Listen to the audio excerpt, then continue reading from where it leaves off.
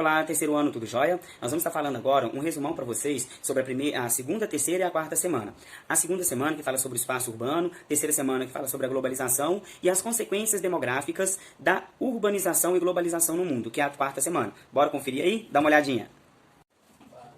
Globalização econômica. Esse é o tema da terceira semana. Quando nós falamos de globalização, nós estamos abordando um conceito mundial entre relações pessoais entre países, interpessoais entre países. Aí nós estamos falando de cultura, estamos falando de comércio, estamos falando de industrialização, estamos falando de afunilamento das fronteiras, não da fronteira física, mas essa fronteira para além da cultura, para além da língua, as relações entre povos. Hoje nós conseguimos saber muito das informações, por exemplo, do Japão, que está do outro lado do mundo, através das redes sociais, através da internet, através de filmes e dentre outros. Isso nós podemos considerar como globalização.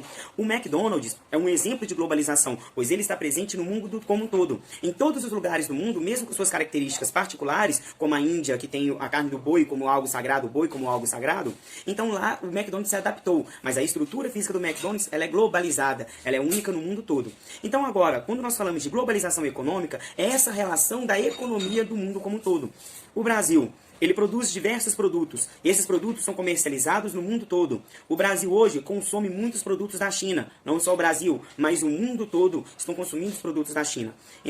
Então, quando falamos de globalização comercial, é essa facilidade de adquirir produtos e mercadorias de outros países. É a relação econômica entre países, é a troca, é quando nós falamos de comércio, é quando nós falamos de produto, de acessibilidade, quando a gente fala, por exemplo, das commodities. O que são as commodities? São produtos que trabalham no mercado internacional e têm um preço praticamente único, controlado por uma balança internacional. Isso é um dos maiores exemplos de globalização.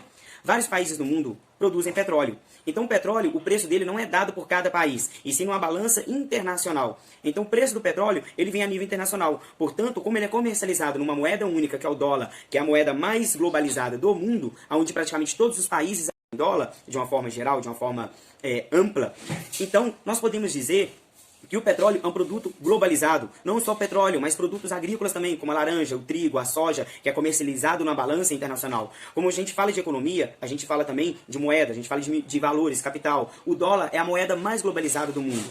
Então, quando a gente fala que, por exemplo, no Brasil, o nosso real está desvalorizado, ele está perdendo valor de comércio, ele está sendo cada vez menos globalizado. O mundo lá fora não aceita muito bem mais a nossa moeda quando ela está desvalorizada. Então, a globalização que a gente pega, que a gente trabalha e fala nesses pontos, é exatamente essa. É uma relação entre o mundo, uma relação de comércio, uma relação de troca de conhecimento, troca de cultura e principalmente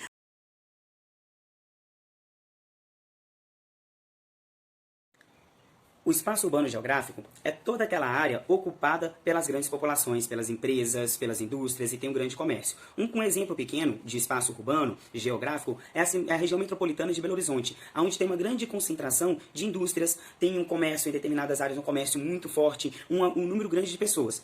Um exemplo, a cidade de Esmeraldas, que é uma cidade grande e uma cidade pequena em relação à questão de população, comércio e indústria, mas a extensão territorial é muito grande. Nós podemos abranger um pouco mais esses exemplos quando a gente pega a região sudeste, que é a região econômica mais efetiva do Brasil, é a mais rica, é a que tem a maior indústria e a maior população. Enquanto a região norte é uma das mais pobres, a maior extensão territorial e com o menor número de população. Então, o espaço urbano, ele atrai as pessoas. É aquilo que nós chamamos de êxodo. Muitas vezes as pessoas saem de uma região mais pobre em direção a condições de vida melhor. Isso traz diversos problemas para a cidade também, um excesso de população muito grande, que nós vamos debater um pouco mais na última semana, o PET 4, né, a semana 4 do PET. Então, o espaço urbano é essa área onde a população está crescendo, é essa área onde tem o comércio, essa área onde tem as indústrias, é a área onde tem a modernização em relação às vias, em relação às áreas. É quando você pega ali um contraste onde as casas são mais afastadas, já na zona rural, onde a principal fonte de economia está na agricultura e na pecuária, enquanto na cidade, na zona rural, a principal fonte da economia são as indústrias, o comércio, a relação entre as pessoas, a forte presença do terceiro setor e dentre outras.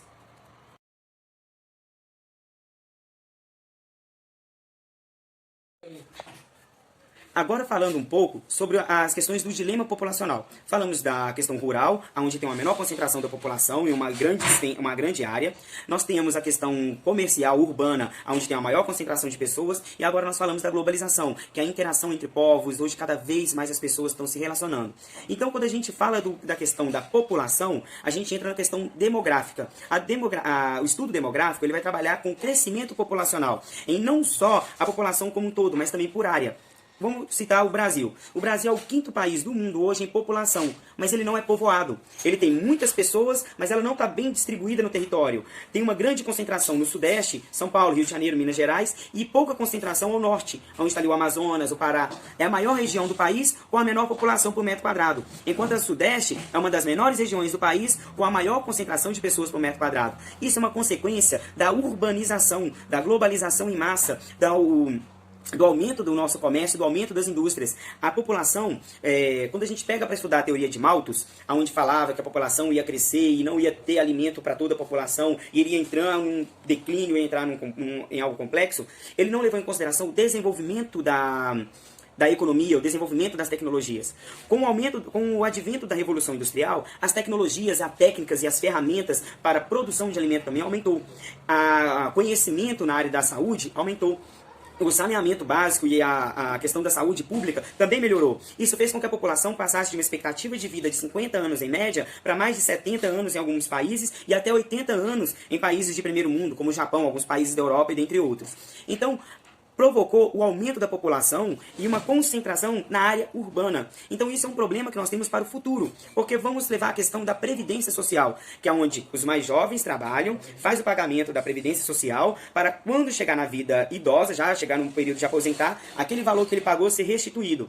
Só que quando você tem uma população envelhecendo demais, e você tem menos jovens entrando, ou menos jovens nascendo, menos crianças nascendo, você envelhece a sua população. É o que está acontecendo com a Europa. A África, por exemplo, que é uma região mais pobre, não tem um controle de natalidade, a população tem aumentado cada vez mais, aumentando a crise econômica, aumentando os problemas sociais. A África é uma região muito pobre, a Europa é uma região muito rica, mais envelhecida hoje em dia. A América, ela ainda mantém um determinado equilíbrio. Então, quando a gente fala de demografia, nós temos que estudar todos esses pontos. A questão da urbanização, a questão da economia, a questão da pobreza, a questão territorial, a concentração urbana, a concentração da população na área urbana, o êxodo rural, o êxodo que acontece também por causa de guerras e conflitos, e dentre outros. São vários problemas que nós passamos e nós desenvolvemos a nível mundial. Então, é um resumo que eu estou trazendo para vocês também em relação à questão demográfica. Beleza? Espero ter ajudado vocês aí. E bora fazer a semana 2, 3 e 4 do PET. Abraço!